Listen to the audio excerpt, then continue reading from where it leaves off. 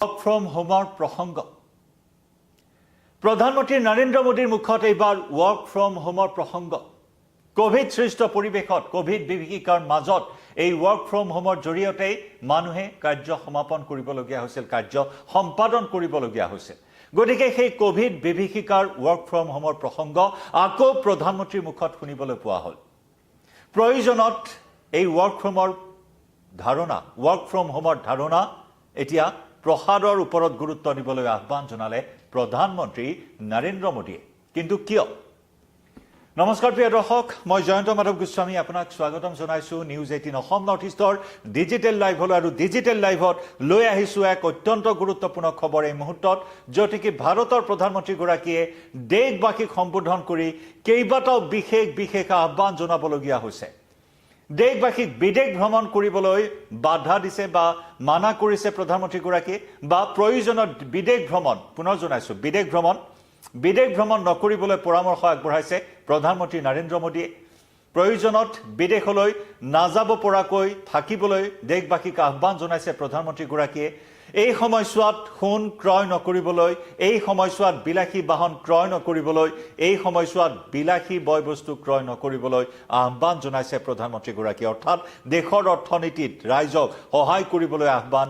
দেশৰ প্ৰধানমন্ত্ৰী গৰাকীৰ আৰু একে সময়তে প্ৰধানমন্ত্ৰী গৰাকীয়ে আহ্বান জনালে যে वर्क फ्रम होमर जी धारणा এই ধাৰণাক প্ৰসাৰ কৰাৰ সময় আহি পৰিছে দেশবাসীৰ সন্মুখত কিন্তু কিয় কলে প্ৰধানমন্ত্ৰী গৰাকীয়ে এনে কিছু তাৎপৰ্যপূৰ্ণ তথা গুৰুত্বপূৰ্ণ কথা বা মন্তব্য মধ্যপ্ৰাচ্যৰ যুদ্ধৰ প্ৰসংগ আমি পুনৰবাৰ কবই লাগিব মধ্যপ্ৰাচ্যৰ যি সংকট হৰমুজ প্ৰণালীৰ সংকটে পুনৰ ভয়াবহ ৰূপ ধাৰণ কৰিছে এইখিনি মুহূৰ্তত আমেৰিকা আৰু ইৰানৰ মাজৰ যি ধৰণৰ হৰমুজ প্ৰণালীক লৈ তনা আজোৰা চলি আছে উভয় পক্ষৰ অৱৰোধ চলি আছে এই অৱৰোধ দিনক দিনে বৃদ্ধি পোৱা পৰিলক্ষিত হৈছে আমেৰিকাই ইৰানৰ বিৰুদ্ধে এটাৰ পিছত আনটো পদক্ষেপ গ্ৰহণ কৰি আহিছে মাৰ্কিন ৰাষ্ট্ৰপতি ডোনাল্ড ট্ৰাম্পে যোৱা সপ্তাহৰ দেওবাৰৰ দিনটোত ঘোষণা কৰিছিল প্ৰজেক্ট ফ্ৰীডমৰ জৰিয়তে হৰমুজ প্ৰণালী মুক্ত কৰাৰ এটা সংকল্প লৈছিল এক পৰিকল্পনা গ্ৰহণ কৰিছিল কিন্তু হঠাৎ সেই প্ৰজেক্ট ফ্ৰীডম বন্ধ ৰখা হৈছিল কাৰণ ইৰানে এক প্ৰকাৰ সম্পূৰ্ণৰূপে শাটডাউন কৰি ৰাখিছে হৰমুজ প্ৰণালী আৰু একেদৰে আমেৰিকায়ো হৰমুজ প্ৰণালীত নিজৰ অৱৰোধ বৃদ্ধি কৰা পৰিলক্ষিত হৈছে এস্কৰ্ট দি বাণিজ্যিক জাহাজসমূহ চলাচলৰ ক্ষেত্ৰত আমেৰিকাই ফ্ৰীডম প্ৰজেক্টৰ যি ঘোষণা কৰিছিল সেয়া স্থগিত ৰখা হৈছে আৰু তাৰ পৰিৱৰ্তে পুনৰ অৱৰোধ বৃদ্ধি কৰা পৰিলক্ষিত হৈছে হৰমুজ প্ৰণালীত কোনো ধৰণৰ বাণিজ্যিক বাহন তাত চলিব পৰা নাই কোনো ধৰণৰ বাণিজ্যিক জাহাজৰ চলাচল সামুদ্ৰিক বাণিজ্য এক কথাত ক'বলৈ গ'লে সম্পূৰ্ণৰূপে স্তব্ধ হৈ পৰিছে গতিকে এনেকুৱা এটা জটিল সন্ধিক্ষণ হৰমুজ প্ৰণালীত চলি আছে আৰু তেনে পৰিস্থিতিত এই ভয়াবহ পৰিস্থিতিৰ প্ৰতি লক্ষ্য ৰাখি এই জটিল সন্ধিক্ষণৰ কথা লক্ষ্য ৰাখি প্ৰধানমন্ত্ৰী গৰাকীৰ মুখত আকৌ শুনিবলৈ পোৱা হ'ল সেই वर्क फ्रम होमर प्रसंग जे नेকি কোভিড সৃষ্ট এটা পৰিবেশত वर्क फ्रम होमर ধাৰণা সম্প্ৰসাৰিত হৈছিল वर्क फ्रम होमर ধাৰণা কাৰ্যকৰী কৰা হৈছিল প্ৰতিটো কাৰ্যালয়তে এনে ধৰণৰ এটা वर्क फ्रम होम ধাৰণা এটা কাৰ্যকৰী কৰা হৈছিল যাতে ঘৰৰ পৰাই প্ৰয়োজনীয় কাম কাজসমূহ পৰিচালনা কৰিব পৰা যায় গতিকে সেই কনসেপ্ট সেই ধাৰণা আজিও বাহাল আছে বিভিন্ন কাৰ্যালয়ত কিন্তু কোভিড সৃষ্ট কোভিড বিভীষিকা দূৰ হোৱাৰ পিছত যেন আকৌ স্বাভাৱিক হৈ পৰিছিল সমগ্ৰ পৰিৱেশ গতিকে আকৌ সেই वर्क फ्रम होमৰ ধাৰণাক লৈ প্ৰধানমন্ত্ৰীৰ এই আহ্বানক লৈ দেশবাসীৰ মাজত চৰ্চিত হৈছে যে অতি নিকট ভৱিষ্যতে দেশবাসী ভয়াবহ ইন্ধনৰ সংকট ভয়াবহ পেট্ৰল ডিজেলৰ সংকটত ভুগিব লাগিব নাটনিত ভুগিব লাগিব দেশবাসী তেনে ধৰণৰ ইংগিত এটাকেই যেন প্ৰধানমন্ত্ৰী নৰেন্দ্ৰ মোদীয়ে দিলে কেইবাটাও বিশেষ আহ্বানৰ জৰিয়তে কাৰণ ইয়াৰ পূৰ্বে যদি চোৱা হয় যেতিয়া 28 ফেব্ৰুৱাৰীত চলিত বৰ্ষৰ 28 ফেব্ৰুৱাৰীত আমেৰিকা আৰু ইজৰাইলৰ যুটীয়া সামৰিক বাহিনীয়ে ইৰানৰ ওপৰত আক্ৰমণ চলাইছিল আৰু তেতিয়াও সেই হৰমুজ প্ৰণালী স্থবিৰ হৈ পৰিছিল সেই সময়ছোৱাটো দেশলৈ হৰমুজ প্ৰণালীয়ে দিয়ে যিহেতু অত্যধিক বৃহৎ পৰিমাণৰ ভাৰতৰ প্ৰয়োজনীয় তেল ইন্ধন হৰমুজ প্ৰণালীৰে আমদানি কৰা হয় গতিকে তেনেস্থলত হৰমুজ প্ৰণালী স্থবিৰ হৈ পৰাত দেশৰ জনতাক সম্বোধন কৰিছিল মোদীয়ে আনকি সদনত বিবৃতি আগবঢ়াইছিল ভাৰতৰ প্ৰধানমন্ত্ৰী গৰাকীয়ে সদনত বিবৃতি আগবঢ়াই প্ৰধানমন্ত্ৰী গৰাকীয়ে আশংকা ব্যক্ত কৰিছিল যে মধ্যপ্ৰাচ্যৰ যুদ্ধখনৰ এক সুদূৰ প্ৰসাৰী প্ৰভাৱ পৰিব ভাৰতত এক বহুমুখী প্ৰত্যাহ্বান আহিব ভাৰতৰ সন্মুখত অৰ্থনৈতিক প্ৰত্যাহ্বান ৰাষ্ট্ৰীয় নিৰাপত্তাৰ প্ৰত্যাহ্বান খাদ্য সংকট, ইন্ধন সংকট, এনেধৰণৰ মানৱীয় প্ৰত্যাহ্বানৰ কথা উল্লেখ কৰিছিল প্ৰধানমন্ত্ৰীগৰাকী। দেশবাসীৰ ওচৰত সেই বিবৃতিত প্ৰধানমন্ত্ৰীগৰাকীয়ে কৈছিল যে কোভিড সৃষ্ট এটা পৰিৱেশত দেশবাসী একত্ৰিত হৈ যেনেদৰে কোভিড জয় কৰিবলৈ সক্ষম হৈছিল, এই সংকটকালীন পৰিস্থিতিও দেশবাসীয়ে একগোট হৈ জয় কৰিব লাগিব, সেই কথা উল্লেখ কৰিছিল সদনৰ মজিয়াত বিবৃতিৰ জৰিয়তে প্ৰধানমন্ত্ৰীগৰাকীয়ে যোৱা মাৰ্চ মাহত। কাৰণ ফেব্ৰুৱাৰী মাহত আক্ৰমণ হৈছিল ইৰানৰ ওপৰত আৰু তাৰ পিছতেই সমগ্ৰ যুদ্ধখনৰ সামৰিক উত্তেজনাৰ কেন্দ্ৰস্থল হৈ পৰিছিল হৰমুজ প্ৰণালী, যি উত্তেজনা আজিও অব্যাহত আছে হৰমুজ প্ৰণালীত। আৰু তাৰে পৰিপ্ৰেক্ষিতত এতিয়া সমগ্ৰ দেশত পুনৰ ইন্ধনৰ নাটনি দেখা দিছে। ইন্ধনৰ নাটনি, খাৰুৱা তেলৰ মূল্য বৃদ্ধিৰ আশংকা কৰা হৈছে সমগ্ৰ বিশ্বত। কেৱল ভাৰত বুলিয়েই নহয়, সমগ্ৰ বিশ্বতে ইয়াৰ এক সুদূৰ প্ৰসাৰী প্ৰভাৱ পৰিব বুলি আশংকা ব্যক্ত কৰিছে। সমগ্ৰ বিশ্বৰ অৰ্থনীতি আকৌ এবাৰ প্ৰভাৱিত হ'ব পাৰে, সেই আশংকা এই মুহূৰ্তত বৃদ্ধি পাইছে। সমগ্ৰ বিশ্বৰ শান্তিকামী জনতা আকৌ এবাৰ উদ্বিগ্ন হৈ পৰিছে হৰমুজ প্ৰণালীৰ শেহতীয়া পৰিস্থিতিক লৈ। কাৰণ আমেৰিকাই পুনৰ সকিয়নি দিছে ইৰাণক যে ইৰাণে আৰু খেলি থাকিলে নহ'ব, ইৰাণৰ এই খেল বন্ধ হ'বই লাগিব। আৰু সেইবাবে হৰমুজ প্ৰণালীত বৰ্তমান আমেৰিকাৰ অৱৰোধ পুনৰ বৃদ্ধি কৰা পৰিলক্ষিত হৈছে। আৰু ট্ৰাম্পৰ কঠোৰ স্থিতিৰ পিছতে সমগ্ৰ বিশ্বত পুনৰ খাৰুৱা তেলৰ মূল্য বৃদ্ধিৰ আশংকা কৰা হৈছে। ইয়াৰ পূৰ্বে ইতিমধ্যে খাৰুৱা তেলৰ দাম বৃদ্ধিয়ে সমগ্ৰ বিশ্বত অভিলেখ সৃষ্টি কৰিছে। হৰমুজ প্ৰণালীৰ এই উত্তেজনাক কেন্দ্ৰ কৰি ইজৰাইল, আমেৰিকা আৰু ইৰাণৰ যুদ্ধক কেন্দ্ৰ কৰি প্ৰতি বেৰেলত $125 পৰ্যন্ত হৈছিল গৈ খাৰুৱা তেলৰ দাম, যি নেকি সৰ্বকালৰ অভিলেখ ভংগ কৰিছিল সেই মূল্য বৃদ্ধিয়ে। গতিকে শেহতীয়াকৈ মাৰ্কিন ৰাষ্ট্ৰপতি ডোনাল্ড ট্ৰাম্পে পুনৰ ইৰাণৰ বিৰুদ্ধে সৰব হৈ হুংকাৰ প্ৰদান কৰিছে। ইৰাণক খেলা বন্ধ কৰিবলৈ সকীয়াই দিছে ডোনাল্ড ট্ৰাম্পে। গতিকে এনেধৰণৰ পৰিস্থিতিত ডোনাল্ড ট্ৰাম্পৰ এই প্ৰস্তাৱত, ডোনাল্ড ট্ৰাম্পৰ এই কঠোৰ স্থিতিৰ পিছতে বিশ্বৰ বজাৰত খাৰুৱা তেলৰ পুনৰ মূল্য বৃদ্ধিৰ আশংকা বৃদ্ধি পোৱা পৰিলক্ষিত হৈছে। সেয়েহে ভাৰতৰ প্ৰধানমন্ত্ৰীগৰাকীৰ এই আহ্বানে যথেষ্টখিনি তাৎপৰ্য বহন কৰিছে। কেইবাটাও বিষয়ত প্ৰধানমন্ত্ৰীগৰাকীয়ে আহ্বান জনাইছে, বিশেষকৈ সাধাৰণ জনতাই যাতে অসুবিধাৰ সন্মুখীন নহয় তাৰ প্ৰতি প্ৰধানমন্ত্ৰীগৰাকীৰ এই আহ্বান যথেষ্ট গুৰুত্বপূৰ্ণ বিবেচিত হৈছে। পশ্চিম এছিয়াৰ যুদ্ধই বিশ্বৰ অন্য দেশৰ লগতে ভাৰতকো প্ৰভাৱান্বিত কৰাৰ কথা উল্লেখ কৰিছে দেশবাসীক সম্বোধন কৰি মোদীয়ে। পৰিস্থিতি যদি উন্নত নহয়, পৰিস্থিতি যদি আৰু বেয়াৰ পিনে ঢাল খায়, তেতিয়াহ'লে দেশৰ সাধাৰণ জনতা, সাধাৰণ নাগৰিক গভীৰ সমস্যাত পৰিব, ভীষণ সমস্যাত পৰিব, মানৱীয় সংকট আহিব, মানৱীয় প্ৰত্যাহ্বান আহি পৰিব দেশবাসীৰ সন্মুখত, সেই কথা উল্লেখ কৰিছে প্ৰধানমন্ত্ৰীগৰাকীয়ে। আৰু মোদীৰ কথাত প্ৰতিফলন ঘটিছে, মোদীৰ আহ্বানত কিছু গুৰুত্বপূৰ্ণ কথাৰ প্ৰতিফলন ঘটিছে যে পেট্ৰল ডিজেলৰ ব্যৱহাৰ হ্ৰাস কৰাৰো আহ্বান জনাইছে প্ৰধানমন্ত্ৰীগৰাকীয়ে। পেট্ৰল ডিজেল হ্ৰাস কৰাৰ ওপৰত গুৰুত্ব প্ৰদান কৰিছে।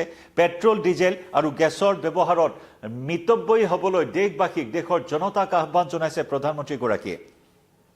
আনহাতে যিসমূহ চহৰত, যিসমূহ মহানগৰত মেট্ৰ' ৰেল আছে, মেট্ৰ' ৰেল ব্যৱহাৰ কৰিবলৈ দেশবাসীক আহ্বান জনাইছে মোদীয়ে। পাৰ্যমানে ৰাজহুৱা পৰিবহণ ব্যৱস্থা, ৰাজহুৱা পৰিবহণ মাধ্যমৰ ওপৰত নিৰ্ভৰশীল হ'বলৈ আহ্বান জনাইছে দেশৰ জনতাক মোদীয়ে।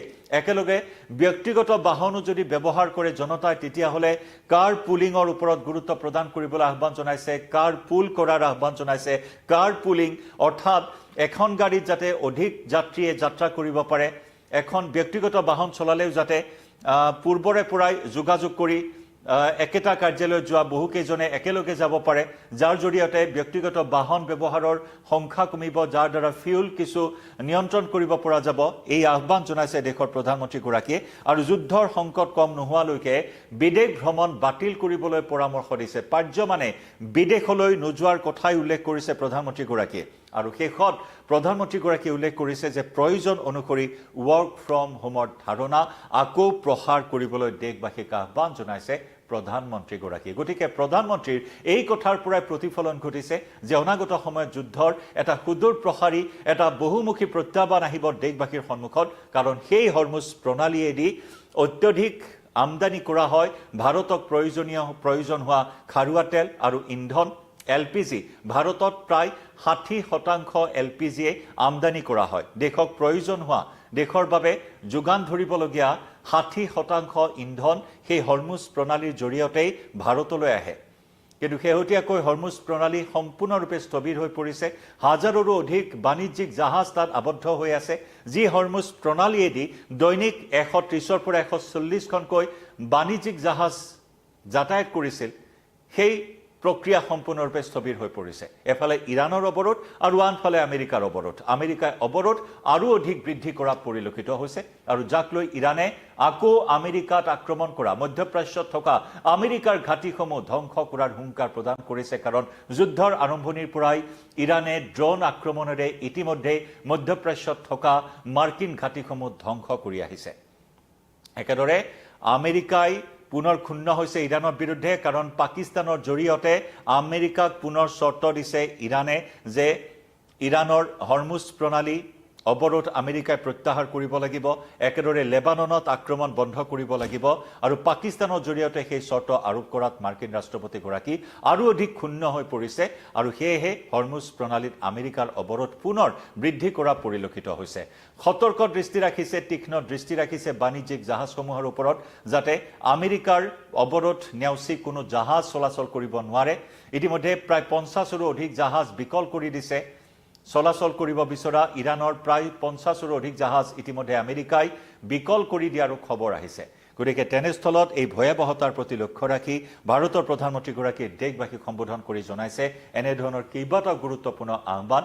পেট্ৰল আৰু ডিজেল ব্যৱহাৰত মিতব্যয়ী হ'বলৈ আহ্বান জনাইছে, ইন্ধন ব্যৱহাৰত মিতব্যয়ী হ'বলৈ আহ্বান জনাইছে। কাৰণ এই ফেব্ৰুৱাৰী মাহত ইৰাণৰ ওপৰত আক্ৰমণ হোৱাৰ পিছতে মাৰ্চ মাহৰ পৰা দেশত তীব্ৰ ইন্ধনৰ সংকট দেখিবলৈ পোৱা হৈছে।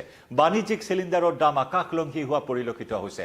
হুৰাহুৰে বাণিজ্যিক চিলিণ্ডাৰৰ দাম বৃদ্ধি পোৱাত দেশৰ ৰেস্তোৰাঁ, হোটেল, ৰেষ্টুৰেণ্ট ব্যৱসায় ব্যাপক ৰূপত ক্ষতিগ্ৰস্ত হোৱা পৰিলক্ষিত হৈছে। হুৰাহুৰে হোটেল, ৰেস্তোৰাঁৰ যিসমূহ মেনু আছে সেই মেনুসমূহত দাম বৃদ্ধি কৰা পৰিলক্ষিত হৈছে। আনকি শেহতীয়া নিৰ্বাচনৰ পিছতো, 5 ৰাজ্যৰ নিৰ্বাচনৰ পিছতো দেশত বাণিজ্যিক চিলিণ্ডাৰৰ দাম আকাশলংঘী হোৱা পৰিলক্ষিত হৈছে। একেকোবেই 900ৰো অধিক দাম বৃদ্ধি কৰা হৈছে প্ৰতিটো বাণিজ্যিক চিলিণ্ডাৰত। গতিকে এনেধৰণৰ এটা সংকটকালীন পৰিৱেশ আহি থকাৰ যেন ইংগিত প্ৰদান কৰিছে। গতিকে যুদ্ধকালীন পৰিস্থিতি, কোভিড সৃষ্ট পৰিৱেশৰ দৰে জয় কৰিব লাগিব, সেই আহ্বান ইয়াৰ পূৰ্বেই প্ৰধানমন্ত্ৰীগৰাকীয়ে কৈছিল। গতিকে এনেকুৱা এটা পৰিস্থিতিত আকৌ দেশবাসীক আহ্বান জনাইছে, প্ৰয়োজনত বিদেশ ভ্ৰমণ বাতিল কৰাৰ প্ৰয়োজন বুলি উল্লেখ কৰিছে। ইন্ধন, পেট্ৰল, ডিজেল, গেছৰ ব্যৱহাৰত মিতব্যয়ী হ'বলৈ আহ্বান। ৰাজহুৱা, যিমান পাৰি ৰাজহুৱা পৰিবহণ ব্যৱস্থাৰ ওপৰত নিৰ্ভৰশীল হ'বলৈ আহ্বান। কাৰ পুলিঙৰ জৰিয়তে যাতায়াত কৰাৰ আহ্বান আৰু প্ৰয়োজনত ৱৰ্ক ফ্ৰম হোমৰ ধাৰণাক প্ৰসাৰ কৰাৰ প্ৰয়োজনীয়তাৰ কথাও দোহাৰিলে প্ৰধানমন্ত্ৰীগৰাকীয়ে। আমি আগবঢ়াইছো প্ৰধানমন্ত্ৰীগৰাকীৰ সেই ভাষ্য। जैसे एक बड़ा संकल्प है पेट्रोल डीजल का संयम से इस्तेमाल करना। साथियों, हमें पेट्रोल डीजल का उपयोग कम करना होगा। शहरों में जहां मेट्रो है वहां हम तय करें कि हम मेट्रो का ही उपयोग करेंगे, ज्यादा से ज्यादा मेट्रो में ही जाएंगे।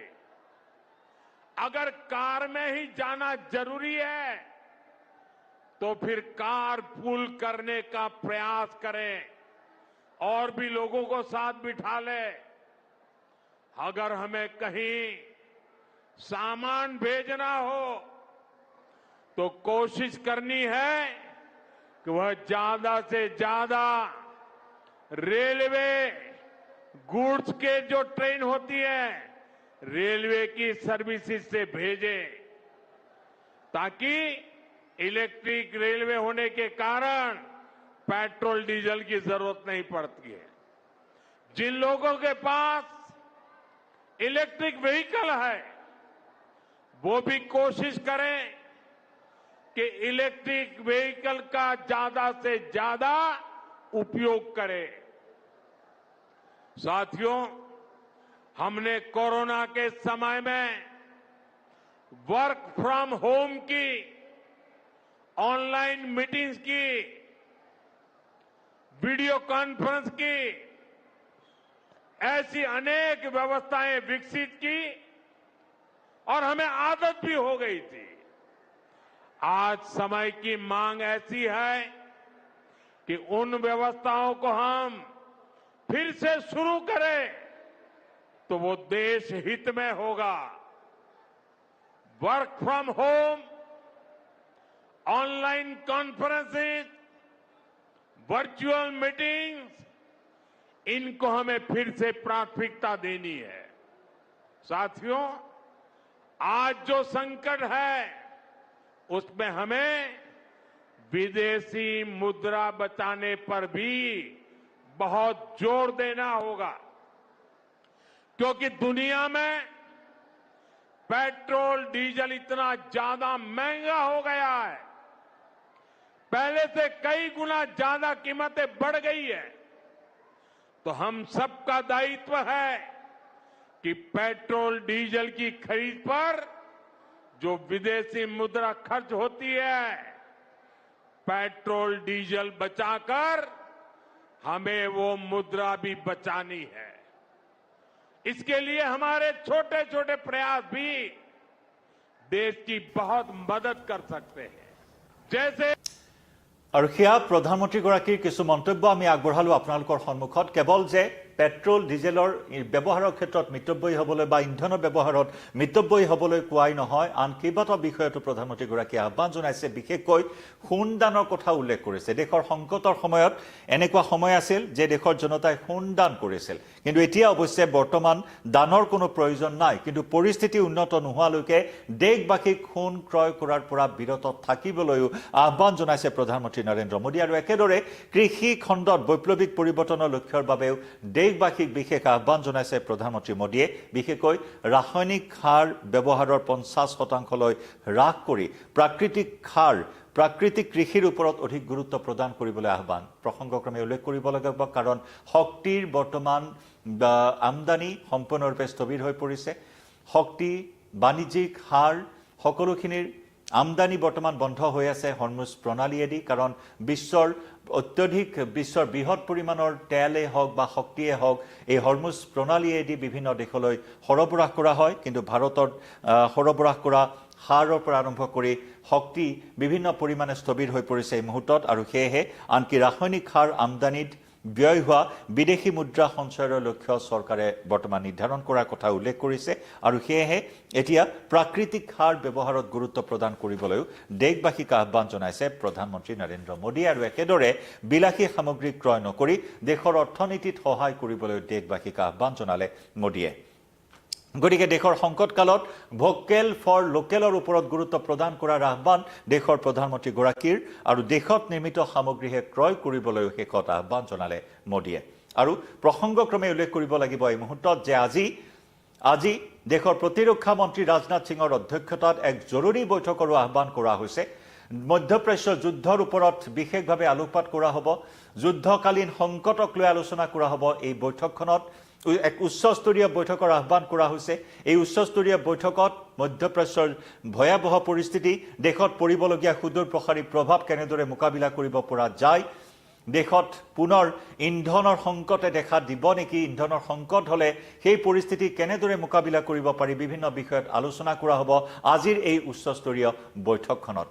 প্ৰসংগক্ৰমে উল্লেখ কৰিব লাগিব যে পূৰ্বে ভাৰতে 27খন দেশৰ পৰা তেল ক্ৰয় কৰিছিল, খাৰুৱা তেল ক্ৰয় কৰিছিল। কিন্তু শেহতীয়াকৈ মধ্যপ্ৰাচ্যৰ এই যুদ্ধকালীন পৰিস্থিতিৰ পৰিপ্ৰেক্ষিতত ভাৰতে বিশ্বৰ প্ৰায় 41খন দেশৰ পৰা তেল ক্ৰয় কৰিছে বা 41খন দেশৰ সৈতে বৰ্তমান যোগাযোগত আছে। যুদ্ধকালীন সংকটত কেনেদৰে দেশৰ এই ইন্ধন বা পেট্ৰল ডিজেলৰ জোৰা তাপলি মাৰিব পাৰি তাৰ ওপৰতো বিশেষভাৱে গুৰুত্ব প্ৰদান কৰিছে কেন্দ্ৰীয় চৰকাৰে। আৰু সেয়েহে আজিৰ উচ্চস্তৰীয় বৈঠকখনে বিশেষ তাৎপৰ্য বহন কৰিছে। লাইভৰ পৰা বিদায় ল'ম, ধন্যবাদ।